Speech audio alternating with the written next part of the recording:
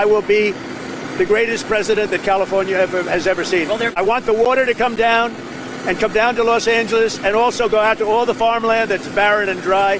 They artificially stop the water from going onto the land. I'm sorry, but what? Does Trump think that there's some giant faucet in our state that officials refuse to turn on?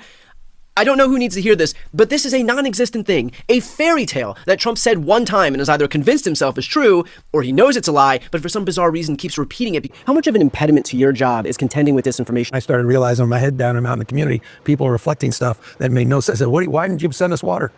There's no state water. Why do you care about the smell? I said, what are you talking about? And I started to realize this misinformation is impacting people's lives, is actually impacting their ability to trust and reason. We've had to spend a lot of time putting a fact site up. Somehow this was an intentional fire in order to get rid of tunnels because Donald Trump was going to prosecute everybody out here for pedophile rings. And it got millions of views. To be in the middle of this, to deal with hurricane winds that attached to a fire, at the same time we're dealing with hurricane force misinformation and intentional disinformation. Probably less FEMA because FEMA just hasn't done the job. And we're looking at the whole concept of FEMA. I like, frankly, the concept when North Carolina gets hit, the governor takes care of it. When Florida gets hit, the governor takes care of it, meaning the state takes care of it.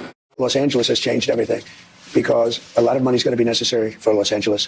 And a lot of people on the other side want that to happen. And North Carolina, too. Well, they don't care about North Carolina. The Democrats don't care about North Carolina. What they've done with FEMA is so bad. All it does is complicate everything. FEMA has not done their job for the last 4 years. I'd rather see the states take care of their own problems. The attention is on California right now, but the states that are disproportionately impacted by natural disasters, here are the numbers covering the past few decades. Florida was hit with 120 hurricanes, and next was Texas, that was hit with 64 hurricanes. Louisiana was hit by 63 hurricanes. North Carolina saw 58 hurricanes, and South Carolina had 32 hurricanes. And you know which of those states are bigger donor states than California? None. So if the question is whether we want to prevent the federal government from offering funding to states that need it, it's not the blue states that are going to be most impacted. It is the red states that are going to suffer. He says that Democrats didn't take care of North Carolina when they controlled the federal government and FEMA.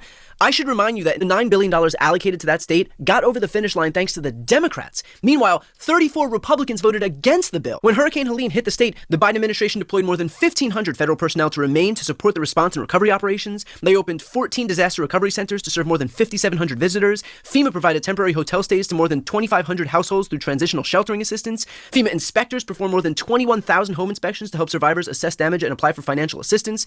They restored power to 99% of impacted North Carolina customers due to thousands of utility personnel working around the clock.